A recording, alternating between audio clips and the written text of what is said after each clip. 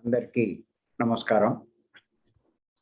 आप सभी को ब्रह्मश्री चक्रवर्ती राघव राव सर का नमस्कार। కార్యక్రమం ప్రారంభించే ముందు గురువు గారు పత్రి గారికి ఒక్కసారి మనం ధన్యవాదాలు చెప్పుకుంటూ కార్యక్రమం ప్రారంభిద్దాం. कार्यक्रम शुरू करने से पहले परम गुरु ब्रह्मश्री पितामह पत्री जी को धन्यवाद करते हुए शुरुआत करेंगे। మనం గత 42 ఎపిసోడ్ నుంచి ఒక విషయం మీద చెప్పుకుంటున్నాం. हम पिछले 42 एपिसोड से एक विषय के ऊपर बात कर रहे थे। ఈరోజు 43వ ఎపిసోడ్. आज का यह एपिसोड 43वां है। ఏమిటంటే ఆ విషయం వికృతి, ప్రకృతి, సంస్కృతి. और वह विषय है विकृति, प्रकृति और संस्कृति। ఇది చాలా ముఖ్యమైనది. ये बहुत ही मुख्य विषय है।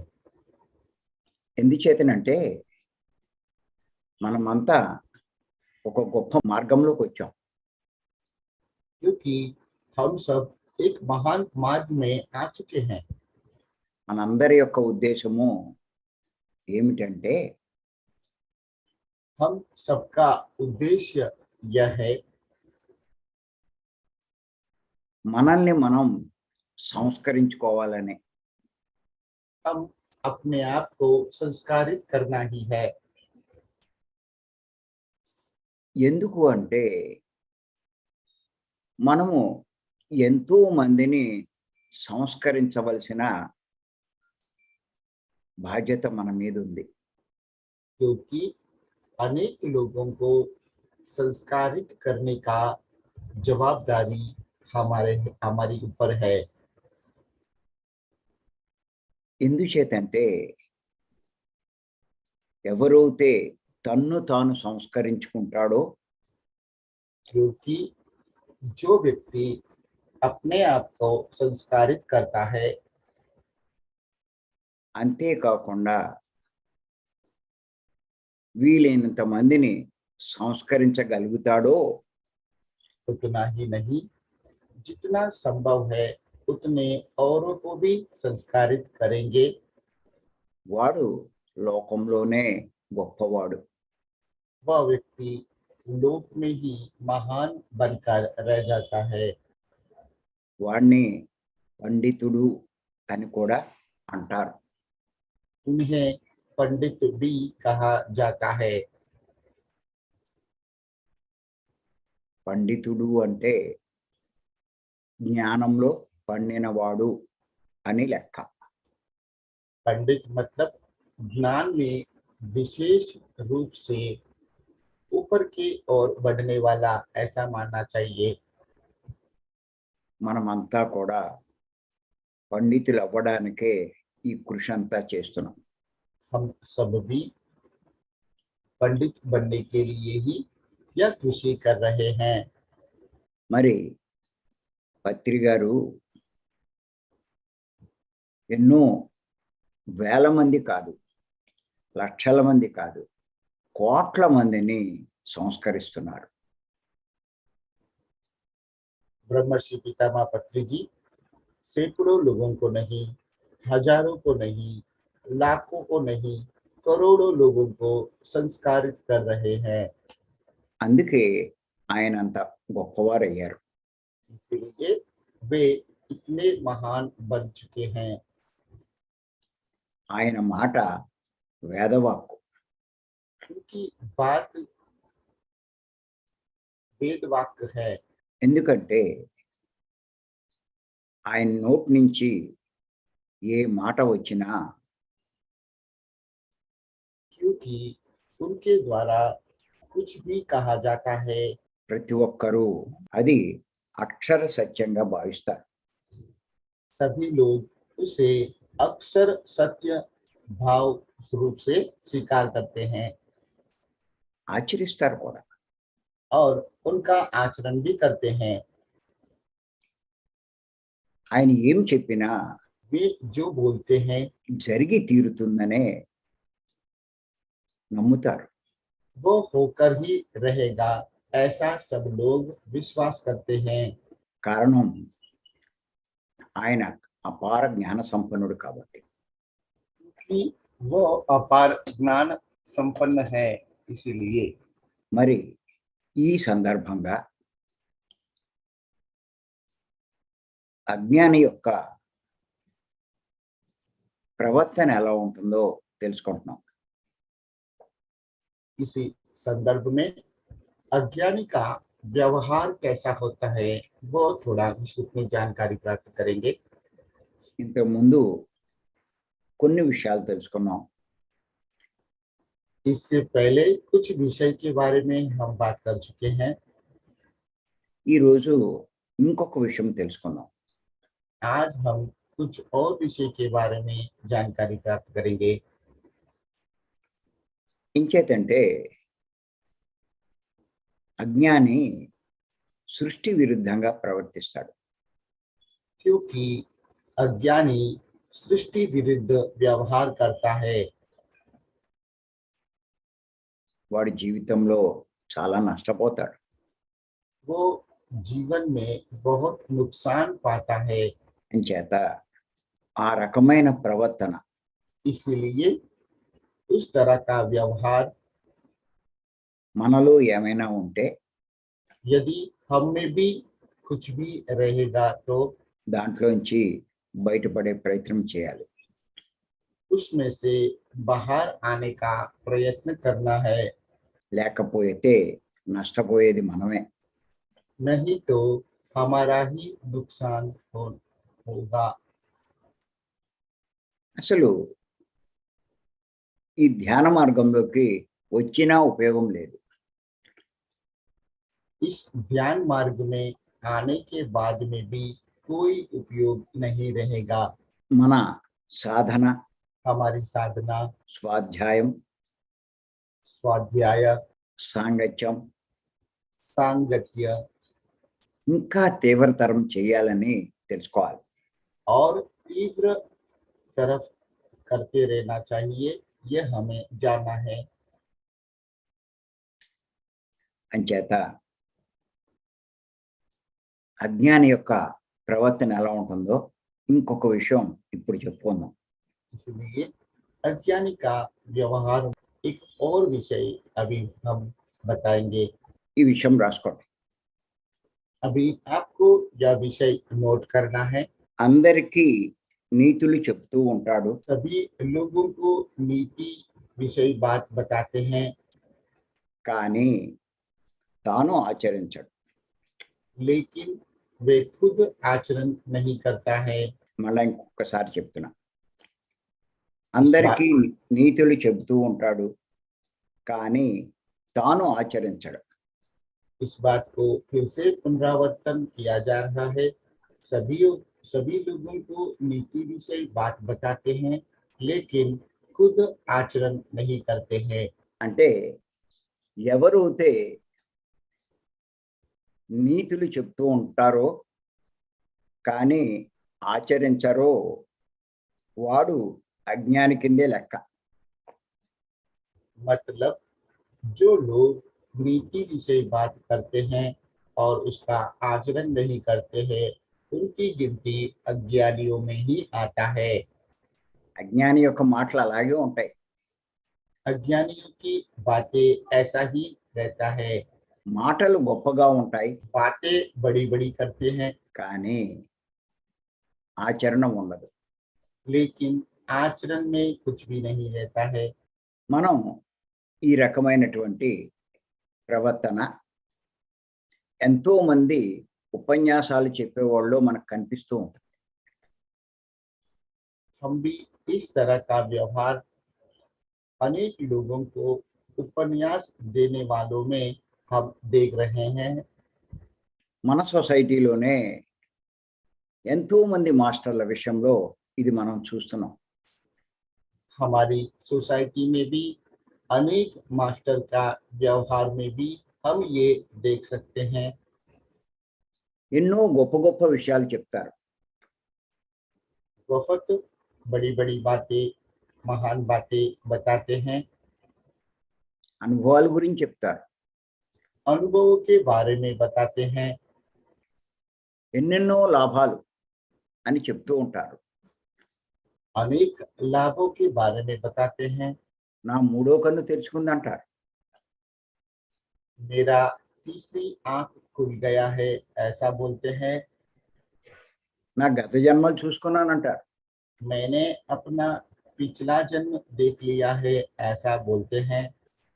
నాకు ఆ మాస్టర్ కనపడ్డాడు, ఈ దేవుడు కనపడ్డాడు అని చెప్తారు. मुझे वो मास्टर दिखाई दिया है, मुझे ये भगवान दिखाई दे रहे हैं, ऐसा बोलते हैं। నాకు ఆయన వచ్చి సందేశం ఇచ్చాడు, ఈయన వచ్చి సందేశం ఇచ్చాడు అని చెప్తారు. मुझे वो आकर संदेश दिया है, मुझे ये आकर संदेश दे रहे हैं, ऐसा बोलते हैं। ఇవన్నీ గొప్ప కోసం చెప్పుకుంటారు. यह अपनी बड़ाई दिखाने के लिए बोलते हैं। నేను గొప్పవాడినని అందరికీ తెలియడం కోసం చెప్పుకుంటారు. मैं महान हूँ, ये बात सबको बताने के लिए इस तरह की बातें करते हैं। కానీ వినేవాళ్ళు పూర్తిగా దాన్ని నమ్మరు. लेकिन सुनने वाले पूरी तरह से उनकी बातों को नहीं मानते हैं। ఎందుచేతంటే ఎన్ని సంవత్సరాలు వీళ్ళు ధ్యానం చేసినా क्योंकि अनेक सालों से ध्यान करने के पश्चात भी వారికి అందులో కొద్దిగా కూడా ఏది కనిపించదు. उनको उसमें थोड़ा भी दिखाई नहीं देता है।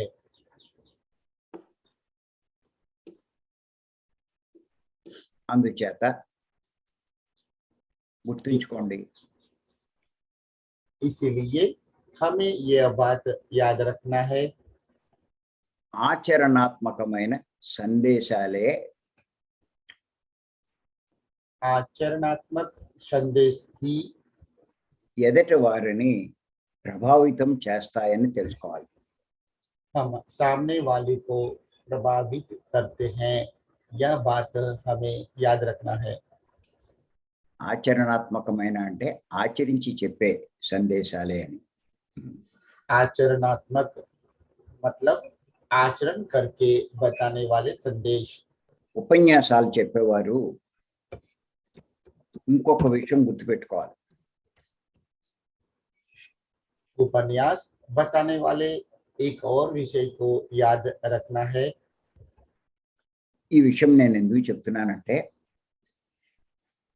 मैं यह विषय इसलिए बता रहा हूँ, మనమంతా కూడా క్లాసులు చెప్పడానికి ప్రయత్నిస్తున్నాం. हम सभी क्लास बताने के लिए प्रयत्न कर रहे हैं, సందేశాలు ఇవ్వడానికి ప్రయత్నిస్తున్నాం. संदेश देने के लिए प्रयत्न कर रहे हैं। అందుచేత ఒక విషయం మీరు గుర్తుపెట్టుకోవాలి. इसीलिए एक विषय आप सबको भी याद रखना है, సామాన్యులు सामान्य लोग అంటే వారు మాటలు వినేవారు, मतलब उनकी बातें सुनने वाले, వారి మాటల కంటే उनकी बातों से अधिक అంటే వారు చెప్పే వాటికంటే मतलब वे लोग जो बताते हैं उनसे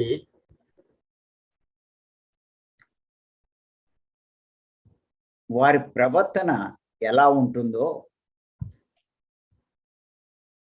उनका व्यवहार कैसा रहता है అన్న దాని మీదే ఎక్కువ దృష్టి ఉంచుతారు. इस बात पे ही ज्यादा ध्यान सभी लोग रखते हैं।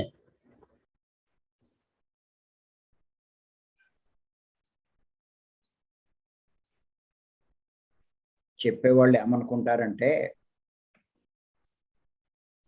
बताने वाले ये सोचते हैं, అబ్బా నా మాటలు ఎంత బాగా వింటున్నారు అనుకుంటారు.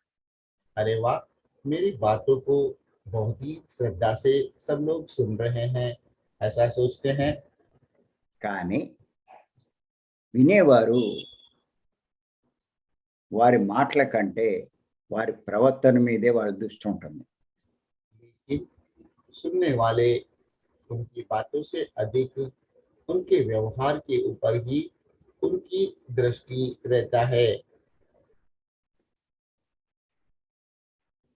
అంచేత చెప్పేవాడు ఈ విషయం గుర్తుపెట్టుకోవాలి. इसलिए बोलने वाला व्यक्ति हमेशा इस बात को याद रखना है। వారి ప్రవర్తనలో ఏ మాత్రం తేడా కనిపించినా यदि उनके व्यवहार में कुछ भी फर्क नजर आता है तो వాళ్ళకి అర్థమవుతుంది उन्हें समझ में आ जाता है, వీడు చెప్పడానికి అర్హుడు కాదు అనే నిర్ణయానికి వస్తారు. इन्हें बताने की योग्यता नहीं है ऐसा निर्णय कर लेते हैं। వీడు మనకేం చెప్తాడు, ये हमें क्या बताएगा, వీడికే ఆచరణ లేదు, ये खुद ही आचरण नहीं करता है, వీడు మనకేం చెప్తాడు, ये क्या हमें बताएगा, అని ఖచ్చితంగా నిర్ణయానికి వస్తారు. ऐसा निश्चित रूप से निर्णय ले लेते हैं। వారు చెప్పింది వినరు, उनकी बातों को नहीं सुनेंगे, ఆచరించరు. आचरण नहीं करेंगे। అందుచేత తను చెప్పేవి అందరూ బాగా వింటున్నారని అనుకుంటే इसलिए ये जो बोल रहा है उन बातों को सभी लोग श्रद्धा पूर्वक सुन रहे हैं ऐसा सोचेंगे तो చెప్పేవాడి మూర్ఖతే. ये बोलने वाले की मूर्खता है। వాడు పూర్తి అజ్ఞాననే ఎక్కించాలి. वो पूरी तरह से अज्ञान ही है ऐसा गिनती में लेना चाहिए। అందుచేత इसीलिए మీ సందేశాలు आपका संदेश, మీ సందేశాలకు आपके संदेशों को అందరూ ఆకర్షితులు అవ్వాలంటే सभी को आकर्षित करना है तो ఆచరణ ముఖ్యం. आचरण मुख्य है। అందుచేత इसलिए ఏయైతే మనం ఆచరిస్తూ ఉంటామో हम जो आचरण करते हैं అవి మాత్రమే చెప్పడానికి ప్రయత్నించాలి. वही औरों को बताने का प्रयत्न करना है। మరొక్కసారి చెప్తున్నా, ఏయైతే మనం ఆచరిస్తూ ఉంటామో फिर से पुनरावर्तित किया जा रहा है, जिसका हम आचरण करते हैं అవి మాత్రమే మనము చెప్పడానికి ప్రయత్నించాలి. हमें वही बातों को बताने का प्रयत्न करना है। చెప్పేవి ఒకటి, बताने वाली बातें कुछ और होते हैं, చేసేది ఇంకొకటి. करते कुछ और हैं। దానివల్ల ఉపయోగం లేదు. इससे कोई उपयोग नहीं रहता है। అందుచేత इसीलिए ఉపన్యాసాలు చెప్పేవాడు उपन्यास देने वाला ఆదర్శంగా నిలవాలి. आदर्श रूप में रहना है। అంటే తాను చేసేవి వినేవాడు కూడా ఆచరించాలని అనుకోవాలి. इसलिए वे जो कर रहा है वो सुनने वाला भी आचरण करेगा, ऐसा उस तरह रहना है, ఆచరించాలి. आचरण करना है। దాన్నే ఆదర్శము అంటారు. इसी को आदर्श भी कहते हैं। మీరు చేసే పని ఒక్కడు చేస్తూ ఉన్నా అది ఆదర్శమే. आप जो कर रहे हो वही काम एक व्यक्ति भी करता है तो उसे आदर्श कह सकते हैं। పత్రి గారు చూడండి ఎంతమందికి ఆదర్శవంతులయ్యారో. पत्री जी को देखिए, कितने लोग आदर्श कितने लोगों के लिए वो आदर्श बन गए हैं। ఆయన చేతలు, ఆయన మాటలు, ఆయన చర్యలు అందరూ లక్షల మంది అనుసరిస్తున్నారు. उनकी बातें, उनका आचरण लाखों लोग आचरण कर रहे हैं। ఆయన లోక విరుద్ధమని చెప్తున్నా वे लोक विरुद्ध बात बताते हैं, फिर भी అవి సత్యం కాబట్టి वो सत्य बात है, इसीलिए అందుకే లక్షల మంది ఆయన చెప్పినవి ఆచరిస్తున్నారు. इसीलिए लाखों लोग ये जो बोल रहे हैं उनका आचरण कर रहे हैं। మాంసాహారం మానాలి అంటే मांसाहार का सेवन बंद करना है तो ఎన్నో లక్షల మంది మానేశారు. अनेक लाखों लोगों ने मांसाहार का सेवन बंद कर दिया है। శ్వాస మీద ధ్యాస ఉంచి ధ్యానం చెయ్యమంటే श्वास के ऊपर ध्यान केंद्रित करते हुए ध्यान करने के लिए कहा है, तब లక్షల మంది ఆ ధ్యానం చేస్తున్నారు.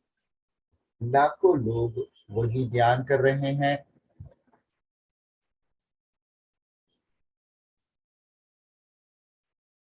అందరినీ సేవలు చెయ్యమంటే सभी लोगों को सेवा करने के लिए कहा है, तब అందరూ సేవలు చేస్తున్నారు. सब लोग सेवा कर रहे हैं।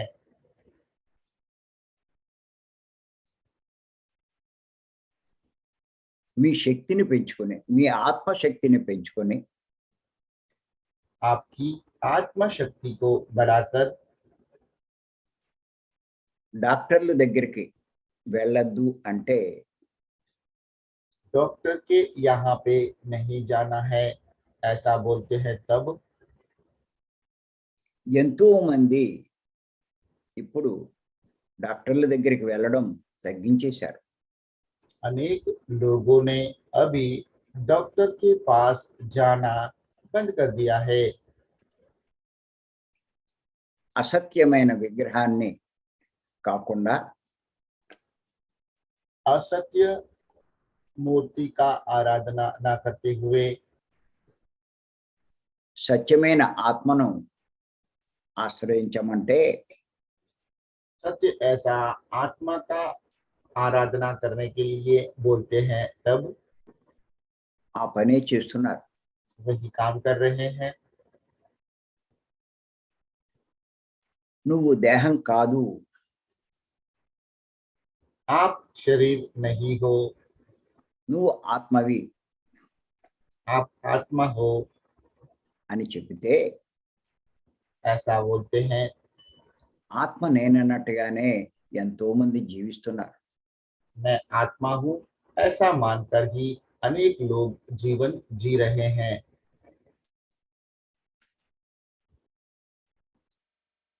ఈ జ్ఞానాన్ని ప్రపంచానికి అందించాలనే ఉద్దేశంతో इसी ज्ञान को पूरी दुनिया तक पहुंचाने का उद्देश्य से పెద్ద పెద్ద కేంద్రాలు స్థాపిస్తూ ఉంటే बड़ी बड़ी केंद्रों का स्थापना करते हुए మరి లక్షల మంది ఆయనకి సహకరిస్తున్నారు. लाखों लोग उन्हें साकार कर रहे हैं। అసాధ్యమైనటువంటి శాటిలైట్ ఛానల్ असाध्य ऐसा सैटेलाइट चैनल भी పిఎంసి पीएमसी స్థాపించడానికి का स्थापना करने के लिए అందరూ సహకరిస్తున్నారు. सभी लोग साकार दे रहे हैं। ఎందుచేతంటే ఆయన అందరికీ ఆదర్శంగా నిలిచాడు కాబట్టి. क्योंकि सभी लोगों के लिए वो आदर्श रूप से रहे हैं, इसीलिए ये संभव हो रहा है। ఆయన ఏది చెప్తాడో అదే ఆచరిస్తాడు. वे जो बोलते हैं सभी लोग उनका आचरण करते हैं। అందుచేత ఉపన్యాసాలు చెప్పేవారు ఆదర్శంగా నిలవాలి. इसीलिए उपन्यास देने वाले आदर्श रूप से रहना है। తాను ఏది చెప్తున్నాడో అదే ఆచరించాలి. वो जो बोलते हैं उनका आचरण उन्हें खुद को भी करना है। ఏది ఆచరిస్తూ ఉంటాడో అదే చెప్తూ ఉండాలి. जिसका वो आचरण कर रहा है वही औरों को बताना है। ఒక చిన్న ఉదాహరణ చూద్దాం. एक छोटा उदाहरण बता रहे हैं।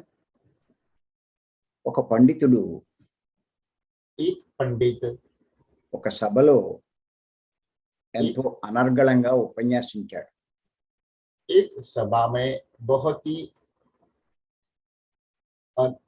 अनर्गल विचित्र रूप से बात कर रहे थे। ఎన్నో నీతులు చెప్పాడు. अनेक नीति विषयक बात कर रहे थे। ఉపన్యాసం అయిపోయాక బయటికి వెళ్ళిపోయాడు. उपन्यास पूरा होने के बाद में बाहर निकल गया है। ఆయన వెళ్తున్న దారిలో वो जिस मार्ग में जा रहे थे ఒక రాయి కనపడింది. एक पत्थर दिखाई दिया। వాడు దాన్ని చూశాడు. वो उसे देख चुके थे, కానీ ఆ రాయిని దాటుకుని వెళ్ళిపోయాడు. लेकिन उस पत्थर को पार करते हुए निकल गया। కానీ వెనకాల వచ్చే ఒక సామాన్యుడు लेकिन उनके पीछे आने वाला एक सामान्य व्यक्ति ఆ రాయిని చూసి उस पत्थर को देखकर ఇది ఎవరికైనా అపకారం కలుగుతుందని భావించి इस पत्थर के वजह से किसी को भी अपकार होगा ऐसी भावना से ఆ రాయిని తీసి ఆ దారి పక్కన వేశాడు. उस पत्थर को उठाकर रास्ते के बाजू में फेंक देता है। ఇక్కడ మనం గమనిస్తే इस बात को यदि हम ध्यान से देखते हैं तो వచ్చిన వాళ్ళందరికీ నీతులు చెప్పేవాడి కంటే उस जगह पे सभी लोगों को नीति विषय बात करने वाले से अधिक ఈ రాయి పక్కన వేసిన వాడే చాలా గొప్పవాడు, పుణ్యాత్ముడు. रास्ते का पत्थर को रास्ते से हटाकर बाजू में फेंकने वाला ही महान है। భగవంతుడు ఈ సామాన్యుణ్ణి అనుగ్రహిస్తాడు కానీ అన్ని నీతులు చెప్పిన పండితుణ్ణి అనుగ్రహించడు. भगवान ऐसे सामान्य व्यक्तियों को ही अनुग्रह देते हैं, लेकिन इतने नीति विषयक बात करने वालों को अनुग्रह नहीं देते हैं। అందుచేత గుర్తుపెట్టుకోండి, इसलिए हमें यह बात याद रखना है। నేనయ్యో చాలా చాలా గొప్ప గొప్ప ఉపన్యాసాలు చెప్పేస్తున్నాను. मैं बहुत बड़ी बड़ी बातें बता रहा हूँ। నా మాటలు అందరూ బాగా వింటున్నారు. मेरी बातों को बहुत से लोग सुन रहे हैं అని అనుకుంటూ ऐसा మీరు सोचते हुए మీరు భావించినా यदि आप उस भावना में रहोगे तो మీరు మూర్ఖులనే చెప్పుకోవాలి. आप मूर्ख ही हो ऐसा मान लेना चाहिए। ఎంచేతంటే మీరు ఆచరించని నీతులు బోధిస్తే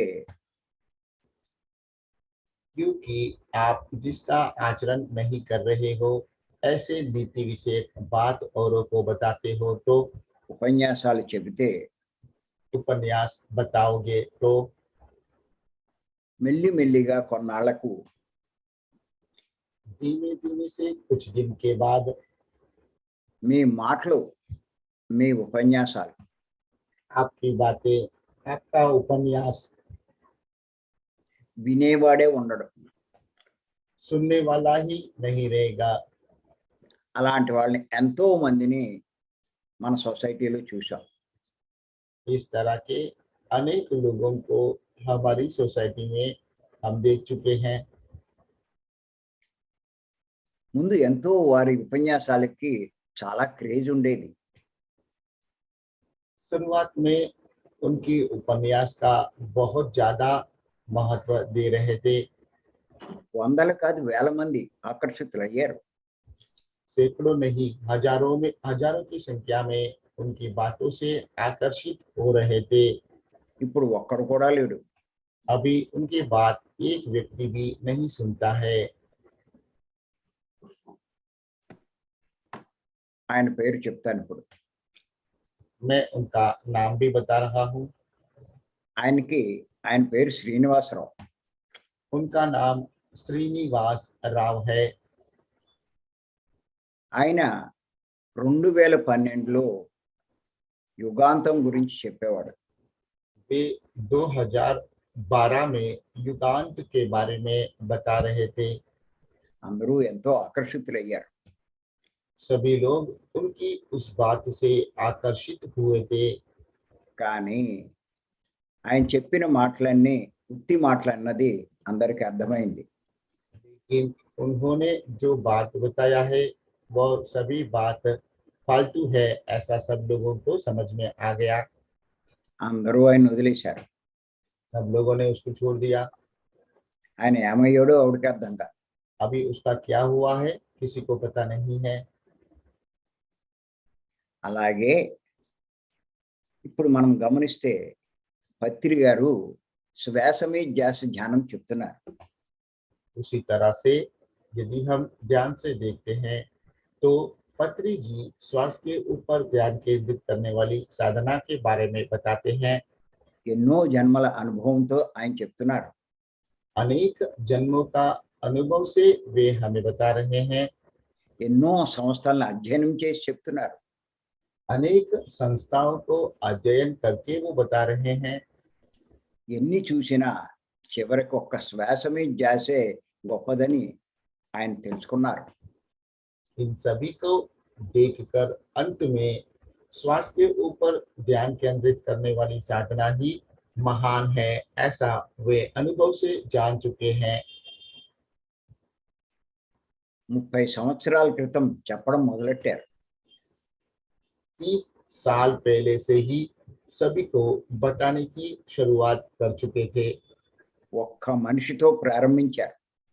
एक व्यक्ति से उन्होंने शुरुआत किया था। ఇప్పుడు లక్షల మంది ఇది శ్వాస మీద ధ్యాస చేస్తున్నారు. अभी लाखों लोग श्वास के ऊपर ध्यान केंद्रित करने वाली साधना कर रहे हैं। మన సంస్థ ఒక విశ్వరూపం దాల్చింది. हमारी संस्था एक विश्व रूप ले लिया है। దాని ముఖ్య కారణం ఈ శ్వాస మీద ధ్యాస పత్రి గారు చెప్పడమే.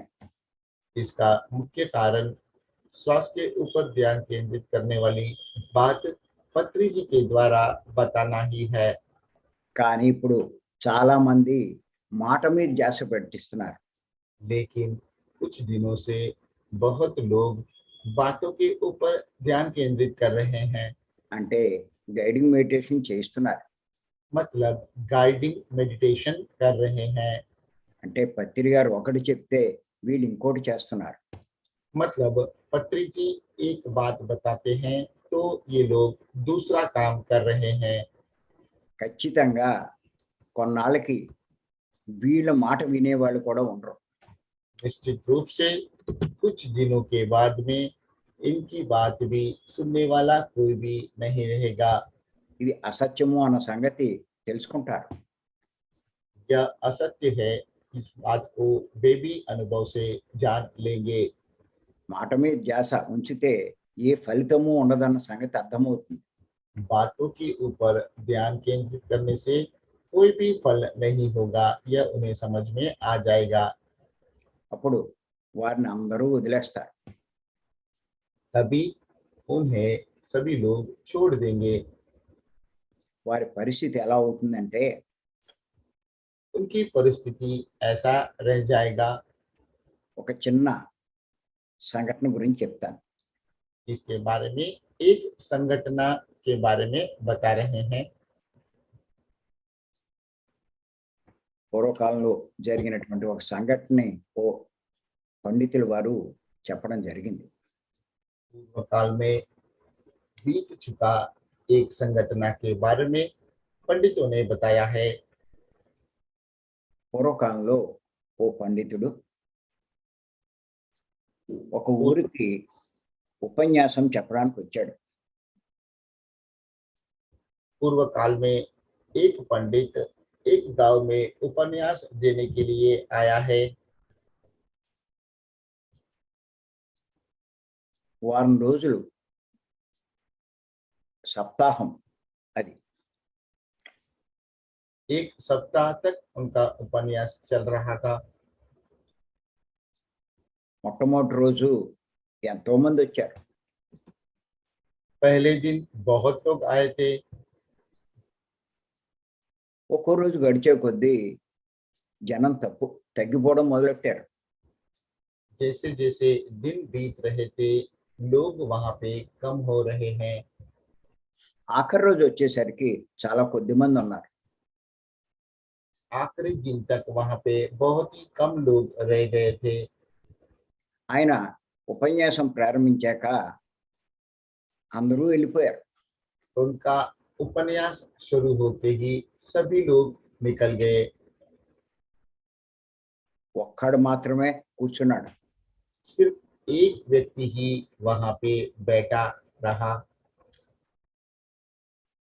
ఆయన ఎంతసేపు చెప్తే అంతసేపు వాడు కూర్చున్నాడు. वो जब तक बोल रहा था तब तक वो बैठा रहा था।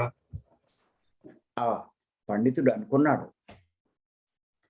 तभी वह पंडित ने ऐसा सोचा, అబ్బా కనీసం ఒక్కడైనా నా ఉపన్యాసం వినడానికి ఉన్నాడు అనుకున్నాడు. कम से कम एक व्यक्ति भी मेरी उपन्यास सुनने के लिए रह गया है। ఆ ఉపన్యాసం అయిపోయాక ఆ వాడి దగ్గరికి వచ్చాడు ఆయన. उनका उपन्यास पूरा होने के बाद वो उनके पास आ गए। అది బాబు నీకు ధన్యవాదాలు.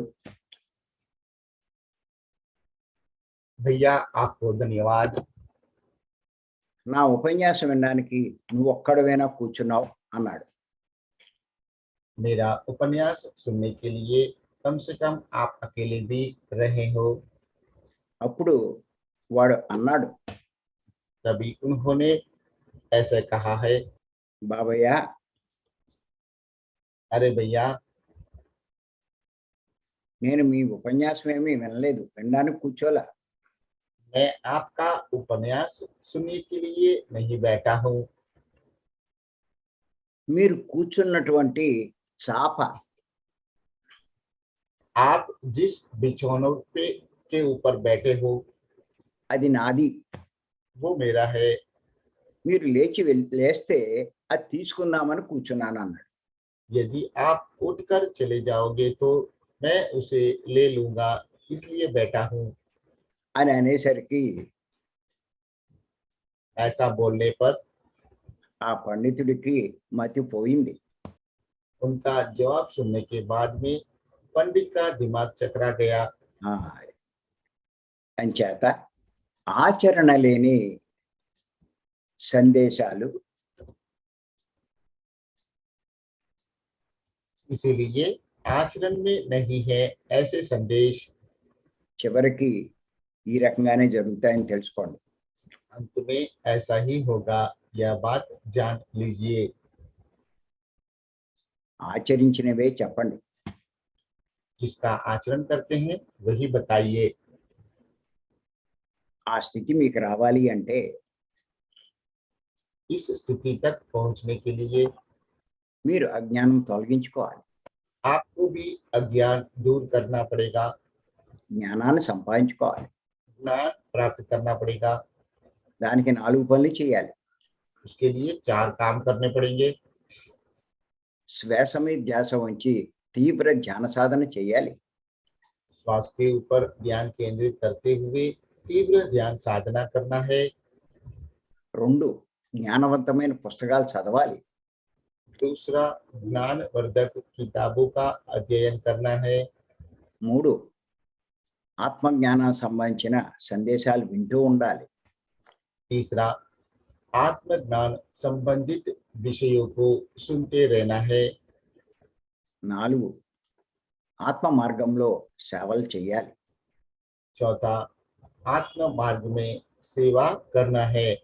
ఖచ్చితంగా మీరు మెల్లిమెల్లిగా జ్ఞానాన్ని సంపాదించుకుంటారు. निश्चित रूप से धीमे धीमे से आप बहुत ज्ञान को प्राप्त कर पाएंगे। మీరు చెప్పేవి అందరూ వింటారు, ఆచరిస్తారు. तभी आप जो बोलोगे वही बात सभी लोग सुनेंगे और आचरण भी करेंगे। ఇదంతా ఎందుకు చెప్తున్నాను అంటే यह सब मैं इसलिए बता रहा हूँ, చాలా మంది అంటూ ఉంటారు, बहुत लोग बोलते रहते हैं, నేను చెప్తున్నాను కానండి ఎవ్వరూ వినటం లేదండి అంటారు. मैं सबको बोल रहा हूँ लेकिन कोई भी मेरी बात नहीं सुन रहे हैं। వినటం లేదు అంటే నీ చెప్పే దాంట్లో ఏమీ లేదని వాళ్ళకి అర్థమైంది. आपकी बात नहीं सुन रहे हैं, इसका मतलब आप जो बता रहे हो उसमें कुछ भी नहीं है, यह बात सबको समझ में आ गया है। అంచేత అజ్ఞానాన్ని తొలగించుకోండి, इसलिए अज्ञान को दूर कीजिए, జ్ఞానాన్ని పెంచుకోండి. ज्ञान को बढ़ाइए। ఆ పనే ఇప్పుడు మనం చేస్తున్నాం. हम सब भी वही काम कर रहे हैं। మీరందరూ జ్ఞానవంతులు అవ్వాలనే आप सभी ज्ञानवान बने, यही मेरी कामना है। నేను మా మేడము ఇంత स्वयं కృషి చేసేది, కష్టపడేది. गुरुजी कटवती राघव राव सर और माता जी यह सब कृषि कर रहे हैं। భీమవరం 3 రోజుల క్లాసులు ఎంత కష్టమైనా నిర్వహిస్తున్నాం. भीमवरम में 3 दिन का कार्यशाला का कितना भी तकलीफ आने पर भी उनका आयोजन कर रहे हैं। ప్రతి నెల నిర్వహిస్తున్నాం 20 సంవత్సరాల నుంచి. 20 साल से लगातार हर महीने इनका आयोजन होता है। ఇప్పుడు జూలై 14, 15, 16, 17 తారీఖుల్లో अभी जुलाई माह के 14, 15, 16, 17 तारीख को తిరుమలలో తిరుపతి తిరుమలలో तिरुपति तिरुमला में 4 రోజుల మౌన ధ్యానం నిర్వహిస్తున్నాం. 4 दिन का मौन ध्यान का आयोजन किया गया है। ఈ వీటినన్నిటినీ అందరూ ఉపయోగించుకోండి. जिसका उपयोग आप सभी को करना है। అంచేత మరి ఈ అవకాశం ఇచ్చి మీ అందరికీ నేను ధన్యవాదాలు చెప్తున్నా. आज का इस तरह से आप सभी ने मुझे ये मौका दिया है, इसलिए आप सभी को धन्यवाद दिया जा रहा है. Thank you. Thank you. नमस्ते आयुष जी, अपने आप को अनम्यूट करेंगे. नमस्ते सर, मेरी आवाज आ रही है सर? सर आपका आवाज आ रहा है. मैं अबू धाबी गया हुआ था sir. I was there to meet my brother. For a month I was out of station, so I could not attend the class. But now I have come back, so I'll be regular sir. Okay sir, okay. What about today's class? Excellent class. It was a very simple subject. That आज जो sir ने पहली बात तो परम गुरु पत्री जी को सादर प्रणाम, गुरु राघव जी को सादर प्रणाम, और मैं बहुत भाग्यशाली हूँ कि वापस से आपकी क्लास में जुड़ने का मुझे मौका मिल रहा है. आज की जो क्लास थी उसका जो विषय था वह था कि हम वही बात का प्रचार करें जो हमारे आचरण में है. Sir, important point, that is important.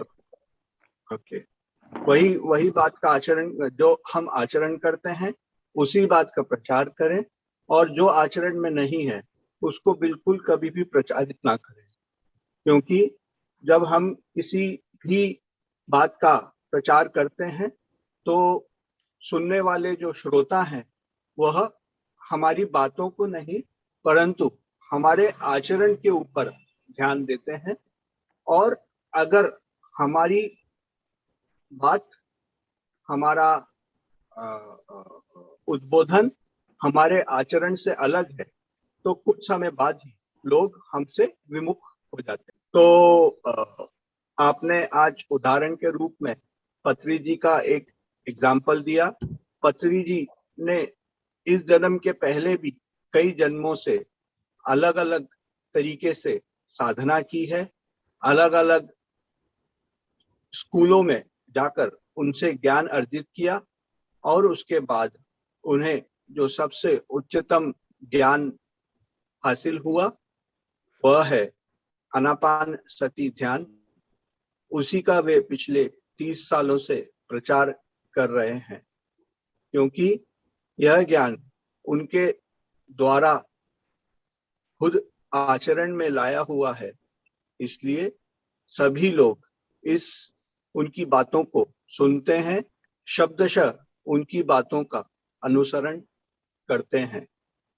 उन्होंने 30 साल पहले मात्र एक व्यक्ति के साथ को यह ध्यान बताने की शुरुआत की थी, और आज लाखों लोग उनकी इस मार्गदर्शन का अनुसरण कर रहे हैं. वह सब इसलिए हुआ क्योंकि वे जो बोलते हैं वही आचरण करते हैं. You are going to be a master in this PSSM.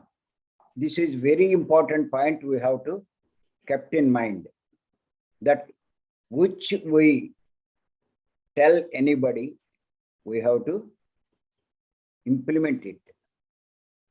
Otherwise, it is a failure. If you say what you implement, definitely hundreds, not hundreds, thousands will follow you. That state we will go. Definitely we will go. Understand, sir? So, in August, we will plan a class or a trip. You decide whether we have a class or a trip in Madhya Pradesh. You give me dates. I will reserve those dates also. Okay, sir. Okay. Which date you give, I will fix it. Okay, sir. Hmm. Sure, sir. Sure. Sure. Thank you, sir. Thank you. Thank you, sir. Thank you. Thank you. धन्यवाद आयुष जी. तो अभी हम इस Hindi session को यहाँ पे समाप्त कर रहे हैं. मिलते हैं कल सुबह के प्रातःकालीन ध्यान व गुरु जी का विशेष उपदेश के लिए. तब तक हम आपसे रजा लेते हैं. धन्यवाद. Thank you. Thank you. Thank you. Thank you.